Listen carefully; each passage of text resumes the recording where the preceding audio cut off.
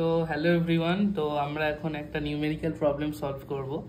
Numerical প্রবলেমটা আমাদের সেমিস্টারে 2024 এই কোশ্চেনটা এসেছে। কোশ্চেনটা দেখো কি বলছে। কোশ্চেনটা বলছে টেক্সটাইল ফ্যাক্টরি রিকোয়ার্স, একটা টেক্সটাইল ফ্যাক্টরি আছে, তার প্রয়োজন 10 ton per hour of steam for process heating. সেখানে প্রসেস হিটিং হয়, সে তার জন্য 10 টন পার আওয়ার এত স্টিমের প্রয়োজন। অ্যাট দ্য 3 বার স্যাচুরেটেড, এবং 3 বার স্যাচুরেটেড স্টিমের তাদের প্রয়োজন। স্যাচুরেটেড স্টিম কি সেটা আমি আমার ইন্ট্রোডাকশন ভিডিওতে বলেছিলাম, যেখানে তোমার pre requisite of numerical to solve numerical যে ভিডিওটা আছে ওটা গিয়ে দেখে নাও। এবং 1000 kilowatt of power say generate করতে হবে, for which a back pressure turbine of 70% internal efficiency is to be used. এই 70% internal efficiency বলতে কি বোঝায় আমি তোমাদের বোঝাচ্ছি। এবং find the steam condition required at the inlet of the turbine, এবং টারবাইনের ইনলেটে স্টিমের যে বিভিন্ন কন্ডিশন সেটা কি কি হবে এই কোশ্চেনে চাইছে, এবং এর জন্য 15 মার্কস আমাদেরকে দেওয়া হচ্ছে। তো আমরা আস্তে আস্তে এটা শুরু করব, এবং আমরা যে টপিকগুলো নিয়ে প্রথমত আলোচনা করব সেগুলো দেখে নিই। প্রথমত আমরা দেখবো যে work done in terms of enthalpy using total circuit. আমরা এটা প্রথমত আমাদের বুঝতে হবে যে আমরা যেটা বলছিলাম, ধরো এটা একটা বয়লার, তো বয়লার এবং তারপরে সে টারবাইনে যাচ্ছে স্টিমটা, এই টারবাইন থেকে যাচ্ছে কন্ডেন্সার, কন্ডেন্সার থেকে পাম্প, এবং পাম্প থেকে আবার বয়লার। এটা হচ্ছে বেসিক সার্কিট, রাইট? এবং তোমাদের বলেছিলাম বয়লারে আমাদের হিট ইনপুট করতে হয়, তাহলে এখানকার পয়েন্ট যদি 1 বলি আর বয়লারের পরের পয়েন্টকে যদি 2 বলি, তাহলে অ্যাকচুয়ালি এইখানকার এনথালপি যেটা হয় সেটা অবভিয়াসলি 1 এর থেকে বেশি। তো আমরা এই এনথালপি এবং এই যে হিট দিচ্ছি অথবা ওয়ার্ক আউটপুট পাচ্ছি, এগুলো সবগুলোকে এনথালপির রেসপেক্টে রিপ্রেজেন্ট করতে পারি। কেমনভাবে? আমি বলতে পারি এই যে কিউ ইন, যে পরিমাণ হিট আমি বয়লারে দিয়েছি সেটা আর কিছুই না, এই 2 নম্বর পয়েন্টের এনথালপি আর 1 নম্বর পয়েন্টের এনথালপির ডিফারেন্স। 2 নম্বর পয়েন্টের এনথালপি কত? H2, আর 1 নম্বর পয়েন্টের এনথালপি H1। তো এই দুটোর যে ডিফারেন্স ফর ইউনিট মাস, যদি ইউনিট মাস ফ্লো রেট হয়, মানে ধরো 1 কেজি পার সেকেন্ড তোমার স্টিম ফ্লো হচ্ছে, সেই ক্ষেত্রে তোমার কিন্তু H2 মাইনাস H1 হবে। এবার তোমার প্রশ্ন যদি এম ডট, মানে এই যে মাস ফ্লো রেটটা, এটা যদি বেশি হয়, তাহলে তুমি কি করবে? জাস্ট এই যে এনথালপির ডিফারেন্সের সাথে এম ডটকে মাল্টিপ্লাই করে দাও, তাহলে তোমার হিট ইনপুট কতটা পেয়ে যাবে। সিমিলারলি এবার H2 মাইনাস H1 কেন করলাম? H1 মাইনাস H2 কেন নয়? কারণ হিট দেওয়ার পরে এর এনথালপি কিছুটা বেড়ে গেছে, তাই H2টা বড় H1 এর থেকে, তাই H2 মাইনাস H1 করলাম। দেখো টারবাইন ওয়ার্ক এই পয়েন্টটা 2, তাহলে এই পয়েন্টটাও 2 হবে। টারবাইন এক্সপেনশনের পর, মানে স্টিমটা তো টারবাইনে কি এক্সপেন্ড করলে এই পয়েন্টটা যদি 3 হয়, তাহলে এ কিন্তু কিছু পরিমাণ এনথালপিটার হারাবে, তার ফলে কি হবে? H3 এর এনথালপি কম হবে H2 এর তুলনায়, তাই না? তাহলে টারবাইনের যে আউটপুট WT, টারবাইন যে ওয়ার্ক ডান করেছে, সেটা যদি আমি এনথালপির রেসপেক্টে বুঝতে চাই, তাহলে কত হবে? H2 ছিল তার টারবাইন ইনলেটের এনথালপি, বেরোনোর সময় হয়েছে H3 ফর ইউনিট মাস। এবার যদি তুমি এম ডট মাসের জন্য করো, মাল্টিপ্লাই বাই এম ডট করলে তুমি এখান থেকে WT পেয়ে যাবে। তো এইভাবে তুমি টারবাইনের কত পরিমাণ হিট বয়লারে হিট দিচ্ছ বা টারবাইনের work output in terms of the enthalpy আমরা ক্যালকুলেট করতে পারি। চলো আমরা নেক্সট দেখি mass flow rate unit. Mass flow rate ইউনিটটা আমাদের অলওয়েজ কেজি পার সেকেন্ডে রাখতে হয়। তো আমাদের অ্যাজ পার গিভেন কোশ্চেনে যেটা দেওয়া থাকবে সেটাকে আমরা কনভার্ট করে নেবো কেজি পার সেকেন্ডে। Next isentropic or case of isentropic efficiency. তোমাদের আমি বলেছিলাম যে টিএস ডায়াগ্রাম বেসিক্যালি যেটা হয়, টিএস ডায়াগ্রাম সেটা দেখো, এখানে তোমার এখানে ইভাপোরেশন হচ্ছিল, এখানে হিটিং আর সুপার হিটিং, তারপরে রিহিটিং যদি প্রয়োজন পড়ে, এখানে পাম্প ওয়ার্ক ডান, এবং এইভাবে সাইকেলটা তোমার চলছিল। আমি তোমাদের বলেছিলাম এই দিকটা ছিল টেম্পারেচার, এই দিকটা ছিল এনট্রপি। এবার এই পাম্প ওয়ার্ক ডান, মানে এখানে ধরো 2 থেকে 3 এই প্রসেসের জন্য, জাস্ট ফর দ্য এই সার্কিটের জন্য 2 থেকে 3 পাম্প, এখানে পাম্প ওয়ার্ক ডান না, এটা হচ্ছে টারবাইনের এক্সপেনশন, সরি। সো টারবাইনের এক্সপেনশন 2 থেকে 3, এইটা আইসেন্ট্রপিক এক্সপেনশন হচ্ছিল, as well as pump work done, যেটা এখানে যদি আমি পাম্পের এই পয়েন্টটাকে কন্ডেন্সারের পরকে 4 বলি, এই পয়েন্টটা যদি 5 বলি, তাহলে 4 to 5 এইটুকু অংশ, এটাও কিন্তু আইসেন্ট্রপিক ধরে নেওয়া হচ্ছিল। এই কেসটা হয় আইডিয়ালি যে টারবাইনের যে এক্সপেনশন হবে সেটা আইসেন্ট্রপিক, মানে এনট্রপিটা সেম থাকবে, পাম্পের ওয়ার্ক ডানও এনট্রপি সেম থাকবে, এইটা হচ্ছে আইসেন্ট্রপিক ঘটনা।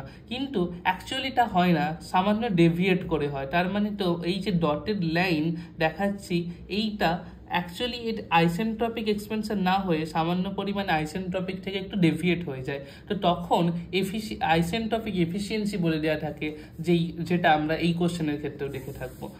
এরপরে দেখো স্টিম কন্ডিশন প্যারামিটার বলতে কি বোঝায়। স্টিম কন্ডিশন প্যারামিটার মানে হচ্ছে স্টিমের টেম্পারেচার, প্রেশার, স্টিমের এনথ্যালপি এবং স্টিমের এন্ট্রপি, HSPT, এইগুলো হচ্ছে স্টিম কন্ডিশন প্যারামিটার, যেটা আমাদের এই কোশ্চেনে চাওয়া হয়েছে। তো এইগুলো আমাদের ফাইন্ড আউট করতে হবে ইনলেটে, আমাদের এই কোশ্চেনে যেমন বলেছে। আর একটা তোমাদের বুঝিয়ে রাখি যে এক্স রিলেশন, এক্স হচ্ছে তোমাদের বলেছিলাম ড্রাইনেস ফ্র্যাকশন। তো ড্রাইনেস ফ্র্যাকশন কি, তো আমি তোমাদের অলরেডি আগের ভিডিওতে বলেছি।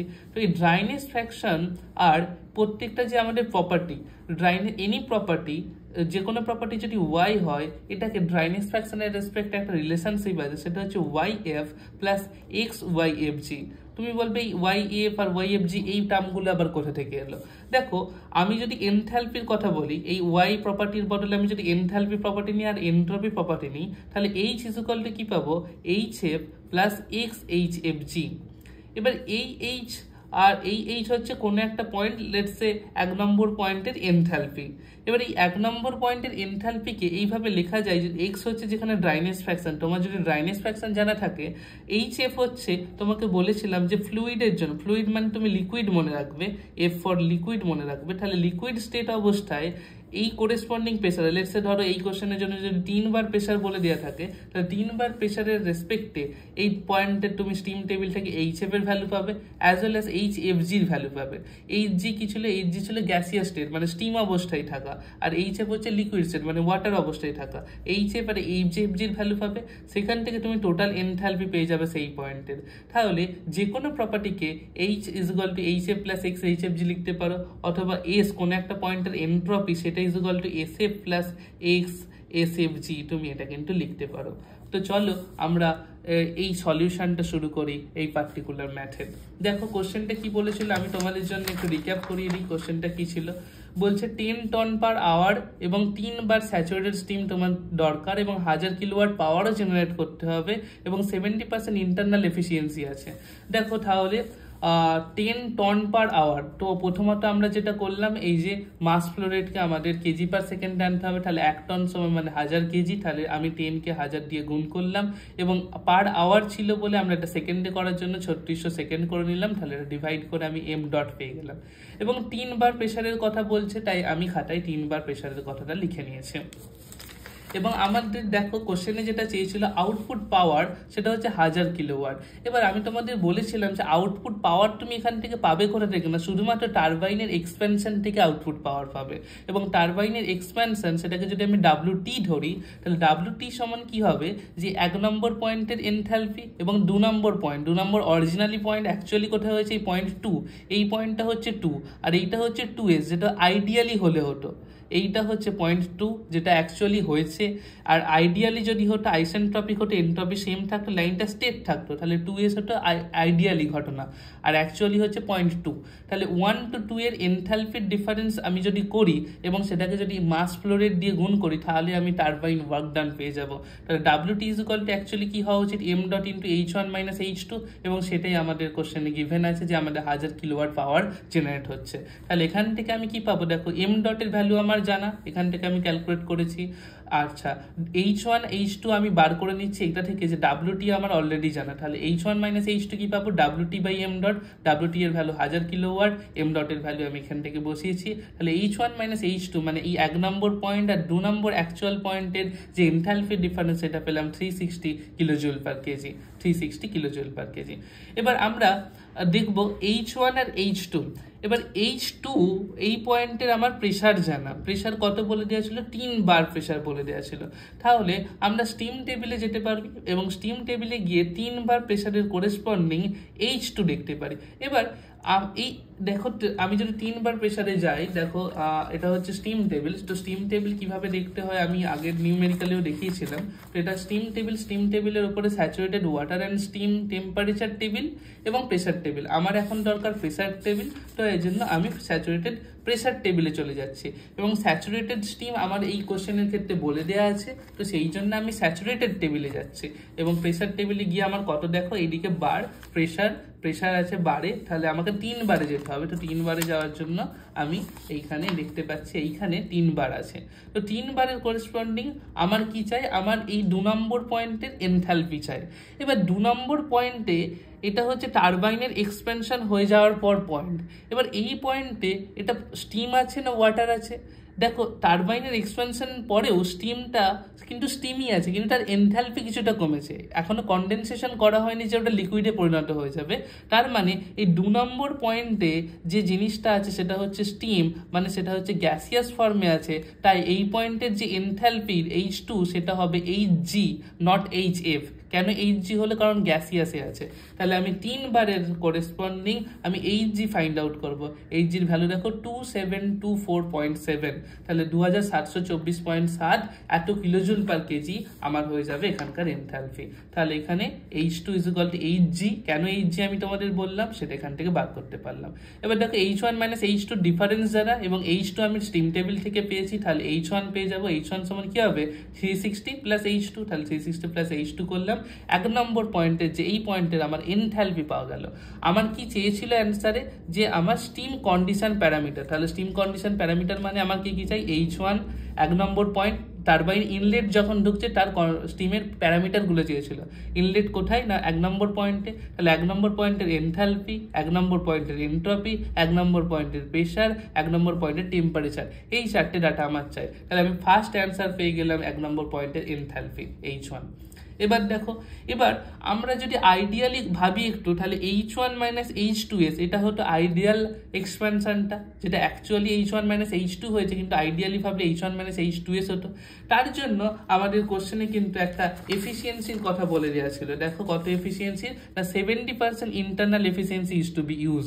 এই যে এফিসিয়েন্সি সেটা হচ্ছে এ আইসেন্ট্রপিক এফিসিয়েন্সি, যে কত পার্সেন্ট আইসেন্ট্রপিক হয়েছে, মানে 100 ভাগের মধ্যে তোমার 70 ভাগ কিন্তু আইসেন্ট্রপিক জিনিসটাকে ফলো করেছে, বাকিটা ডেভিয়েট হয়েছে। তো সেই জন্য আমার দেখো H1 - H2 করে আমি 360 পেয়েছিলাম। তো সেটাকে যদি আমি এফিসিয়েন্সি দিয়ে ভাগ করি, তাহলে H1 - H2s original ideally expansion কত হতো, তার জন্য যে এনথালপি ডিফারেন্স সেটা পেয়ে যাব, সেটা ক্যালকুলেট করে পাচ্ছি 514.28 কিলোজুল পার কেজি। এবার দেখো, তাহলে আমার H1 - H2s জানা এবং H1ও জানা, তাহলে এখান থেকে আমি H2s ক্যালকুলেট করতে পারবো। H2s সমান কি হয়ে যাবে H1 - 514.28, তাহলে H1 এর ভ্যালু আগে পেয়ে গেছি, তাহলে এখান থেকে H2s মানে এই 2s পয়েন্টের আমি কিন্তু এনথালপি পেয়ে গেলাম। এবার এই 2s পয়েন্টের এনথালপি আমরা কাজে লাগাবো ড্রাইনেস ফ্র্যাকশন ফাইন্ড আউট করার ক্ষেত্রে। আমি তোমাদের বলেছিলাম যে এনি প্রপার্টি, তাহলে এই 2s পয়েন্টের এনথালপিটা কি করা যাবে, HF + XHFg এই ফরম্যাটে লেখা যাবে। এবার এই 2s পয়েন্টে তোমার দেখো কোরেসপন্ডিং প্রেসার বলে দেওয়া আছে যে 3 বার স্যাচুরেটেড স্টিম নিয়ে তুমি কাজ করছো, তাহলে এইখানে তুমি 3 বারের কোরেসপন্ডিং স্টিম টেবিলে যাবে এবং সেখান থেকে HF এর ভ্যালু পাবে অ্যাজ ওয়েল অ্যাজ HFg এর ভ্যালু পাবে, আর H2s এর ভ্যালু তুমি জানো, তাহলে এখান থেকে তুমি কি পাবে ড্রাইনেস ফ্র্যাকশন পাবে। তুমি বলবে এই ড্রাইনেস ফ্র্যাকশন বার করে আমার কি লাভ। এবার দেখো আমার কি চাই, আমি এই পয়েন্টের এনথালপি পেয়ে গেছি, এই পয়েন্টের এনট্রপি পাওয়ার জন্য আমি যদি সেখানে একটা ফর্মুলা লাগাই যে SF + XSFg, তাহলে সেই পয়েন্টে আমার এই ড্রাইনেস ফ্র্যাকশনের প্রয়োজন হবে। তাই জন্য আমি কিন্তু এই প্রপার্টিটা ইউজ করে H2s থেকে ড্রাইনেস ফ্র্যাকশনটা বার করছি। দেখো সেটা এখানে করেছি, H2s লিখেছি HF + XHFg, এবং ফ্রম স্টিম টেবিল এর 3 বার আমরা HF এবং HFg এর ভ্যালু পেয়েছি। দেখো স্টিম টেবিলে আমরা 3 বারের করেসপন্ডিং যাচ্ছি, স্টিম টেবিলে 3 বার HF এর ভ্যালু 561.5, আমরা এখানে দেখিয়েছি 561.5, এবং এখানে HFg এর ভ্যালু 2163.2 অবশ্যই কিলোজুল পার কেজি, তোমরা এই ইউনিটটা লিখে দিও। তাহলে এই পয়েন্ট থেকে আমরা ড্রাইনেস ফ্র্যাকশন পেয়ে যাব। দেখো এখানে ক্যালকুলেট করেছি ড্রাইনেস ফ্র্যাকশন এখান থেকে আমরা ক্যালকুলেট করেছি। দেখো x কি H2s - HF / HFg, তো H2s এখান থেকে আমাদের আগের পেজে আমরা ক্যালকুলেট করেছি H2s এর ভ্যালু 2570, এখান থেকে আমরা প্রত্যেকটা ডাটা বসিয়ে x ড্রাইনেস ফ্র্যাকশন পেয়েছি 0.928। এবার আমাদের দেখো S2S তোমাদের যেটা বলছিলাম যে এইটা তো অ্যাকচুয়ালি আইডিয়ালি যদি হতো তাহলে S2S এটার এনট্রপি আর এই পয়েন্টের এনট্রপি সেম হতো, তাহলে S2S এই পয়েন্টের যদি আমি এনট্রপি বার করতে পারি তাহলে S1 সেম হবে। সেই জন্য আমরা দেখো কি করছি, S2S ইজ ইকুয়াল টু আমরা আর একবার লাগাচ্ছি যে SF plus XSFG, SF plus XSFG যদি আমরা এই ফরম্যাটটা লাগাই তাহলে দেখো X ড্রাইনেস ফ্যাকশন আমার জানা, এবং স্টিম টেবিলের 3 বারের স্যাচুরেটেড যেহেতু স্টিম টেবিল থেকে আমরা কি পাবো, SF এবং SFG এর ভ্যালু পাবো, ড্রাইনেস ফ্যাকশন আমাদের জানা, তাহলে S2S পেয়ে যাব। আর S2S মানেই হলো S1, মানে 1 নম্বর পয়েন্টের এনট্রপিও আমি পেয়ে যাব। দেখো 3 বারের কোরেসপন্ডিং আমি SF বার করছি, 3 বারের কোরেসপন্ডিং SF 1.672, আমি এখানে লিখেছি 1.672, এবং 3 বারের কোরেসপন্ডিং SFG 5.319, 5.319 ড্রাইনেস ফ্র্যাকশন দিয়ে মাল্টিপ্লাই করে আমি S1 পেয়ে গেলাম। তাহলে দেখো আমার দুটো প্যারামিটার এখন জানা, একটা হচ্ছে S1 এবং আরেকটা হচ্ছে H1। এবার আমি তোমাদের আগে বলেছিলাম আগের ভিডিওতে যে যদি এনথালপি এবং এনট্রপি এই দুটো প্যারামিটার জানা থাকে তাহলে মলিয়ার চার্ট থেকে আমরা সেখানকার প্রেসার এবং টেম্পারেচার বার করে নিতে পারি। তাহলে তোমরা ইন্ট্রোডাকশন ভিডিওটা দেখো, মলিয়ার চার্ট কিভাবে ইউজ করে আমি সেখানে হালকা স্লাইডলি বলেছিলাম। এবার আমি তোমাদের মলিয়ার চার্ট থেকে এর করেসপন্ডিং প্রেসার এবং টেম্পারেচার কি হবে সেটা দেখাচ্ছি। দেখো মলিয়ার চার্ট একটু বেসিক্যালি কিভাবে দেখতে হয়, যে মলিয়ার চার্টটা এই স্পেসিফিক এনট্রপি আর স্পেসিফিক এনথালপি এই দুটোর মাঝেকার যে গ্রাফ, এবং এখানে কি আছে, এখানে বিভিন্ন ধরনের লাইন আছে। কি লাইন আছে দেখো, এখানে একটা স্যাচুরেশন লাইন দেখতে পাবে, তো যখন স্যাচুরেটেড স্টিমের কথা হবে তখন এই স্যাচুরেশন লাইনটা আমরা বেশি ফলো করব। এছাড়া কনস্ট্যান্ট টেম্পারেচার লাইন আছে, আবার এইদিকে দেখো কনস্ট্যান্ট প্রেশার লাইনগুলো আছে, এই যে কনস্ট্যান্ট প্রেশার লেখা আছে 0.01 বার, 0.1 বার, 0.2, এইভাবে প্রেশারগুলো কিন্তু দেওয়া আছে। তো আমাদের এই কোশ্চেনের জন্য আমরা স্যাচুরেটেড দেখব, স্যাচুরেটেড লাইনকে ফলো করব, সেই দিকে দেখার চেষ্টা করব। তার কারণ কি না, তার কারণ হচ্ছে আমরা স্যাচুরেটেড প্রেশার আমাকে বলে দিয়েছিল 3 বারের। দেখো আমরা কি পেয়েছি, আমরা দুটো ডাটা পেয়েছি, একটা হচ্ছে এনথালপি, একটা হচ্ছে এনট্রপি। এনথালপি কত পেয়েছি, এনট্রপি পেয়েছি আমরা 6.608, এবং এখান থেকে আমরা কত পেয়েছি, আমরা যদি এনথালপির কথা বলি তাহলে এনথালপি এই পয়েন্টের আমরা H1 এর এনথালপি পেয়েছি 3084.7। তাহলে আমাদের এনথালপি কত 3084.7, মানে এটা দেখো 3000, এটা 3100, তাহলে এই কাছাকাছি হবে 3084.7, এই কাছাকাছি। এবং আমরা যদি এনট্রপিটা কত পেয়েছি, এনট্রপি পেয়েছি 6.608, তাহলে দেখো তাহলে এনট্রপি ছিল 6.608, তাহলে আমরা এনট্রপির কাছে যাব, দেখো এখানে 6.6, এখানে 6.8, তাহলে 6.608 মানে এই 6.6 এর খুব কাছাকাছি হবে, তাহলে এইটা হচ্ছে আমার এনট্রপি পয়েন্ট। এবং এনথালপি কত পেয়েছিলাম, এনথালপি আমরা এখান থেকে যেটা পেয়েছিলাম, দেখো এনথালপি H1 এর ভ্যালু ছিল 3085, তাহলে আমরা 3085 এর কাছে দাও, তাহলে এই দিকটা হচ্ছে 6.6 এই দিকে, আর 3085 আমি একটু লম্বাভাবে উঠলাম, এবং এই দিকে দেখছি হ্যাঁ এইটা হচ্ছে 3100, তাহলে এই 3100 এর ঠিক সামান্য নিচে নিশ্চয়ই 3085 হবে, এটা 10টা ভাগ আছে, মানে এর আগের লাইনটা ঠিক 3090, তাহলে এইটা এর কাছাকাছি হবে 3085, তাহলে এই দিক থেকে আমি বাড়ালাম, এবং অ্যাজ ওয়েল অ্যাজ এই নিচে 6.6 থেকে বাড়ালাম, তাহলে গিয়ে আলটিমেটলি আমি এই ধরনের একটা পয়েন্ট পাচ্ছি। এবার দেখো এই পয়েন্টের আমরা pressure line, constant pressure line কোন দিকে আছে, দেখো এই যে লাইনগুলো হচ্ছে এগুলো হচ্ছে কনস্ট্যান্ট প্রেসার লাইন। যেমন এই দেখো এইখান থেকে শুরু হচ্ছে 0.01 বার, 0.03, 0.1, 0.2, 0.3, 0.1, এখানে দেখো 8 বার, 15, 15 বার, 20 বার, 30 বার। এবার আমার পয়েন্ট হচ্ছে এখানে, আমি দেখছি তাহলে এই একটা প্রেসার লাইন, এই একটা প্রেসার লাইন, এর মাঝে আমার পয়েন্ট লাই করছে, তাহলে এইটা আমি আস্তে আস্তে আসছি, দেখছি নিচে এইটা হচ্ছে 30 বারের লাইন, এবং তার ওপরের যে লাইনটা আছে এটা হচ্ছে 40 বারের লাইন, এবং আমার এই পয়েন্টটা কোথাও না কোথাও 30 আর 40 প্রায় মাঝামাঝি, অথবা 40 সামান্য দিকে, সামান্য 40 দিকে লাই করছে, তাহলে এই প্রেসারটা এই 35 to 37 এই ধরনের এই প্রেসারটা হবে 35 to 37 বার। তাহলে আমি এই যে 1 নম্বর পয়েন্টের প্রেসার পেয়ে গেলাম 35 to 37 বার। এবং দেখো এই দিক এইগুলো হচ্ছে constant temperature line, constant temperature line দেখতে পাচ্ছ, এটা 150 ডিগ্রি সেন্টিগ্রেড, 200 ডিগ্রি সেন্টিগ্রেড, 250, 300, 350। তাহলে দেখো আমার এই পয়েন্টটা লাই করছে 350 আর 300 এর মাঝে, এবং 350 দিকে অনেকটাই ঘেঁষে, তাহলে এই টেম্পারেচারটা আমি বলতে পারি প্রায় 345 বা 344-45 এরকম ডিগ্রি সেন্টিগ্রেড হচ্ছে আমার এই পয়েন্টের টেম্পারেচার। তাহলে 300 আর 350 মাঝে অনেকটা 350 দিকে, তাই 344-45 আমি এই ধরনের টেম্পারেচার বলতে পারি। তাহলে প্রেশার আমি এখান থেকে বলতে পারলাম, টেম্পারেচার এখান থেকে বলতে পারলাম। তাহলে প্রথমে কি করলাম, এনট্রপির পয়েন্ট দেখলাম, তারপরে এনথালপির পয়েন্ট দেখলাম, দুটো একটা পয়েন্ট দাগ করলাম এবং সেটা কনস্ট্যান্ট প্রেশার লাইনকে কোথায় কার মাঝে আছে এবং কোনটাকে কাট করছে অথবা কার মাঝে রয়েছে। সিমিলারলি কনস্ট্যান্ট টেম্পারেচার লাইন কার মাঝে রয়েছে সেটা থেকে আমি অ্যাপ্রক্সিমেটলি বা এইভাবে তুমি পয়েন্ট আউট করে করে কিন্তু নিয়ার অ্যাবাউট এক্স্যাক্টলি একটা ডাটা বলতে পারো যে তোমার প্রেশার, টেম্পারেচার এবং এনথালপি, এনট্রপির রেসপেক্টে কত।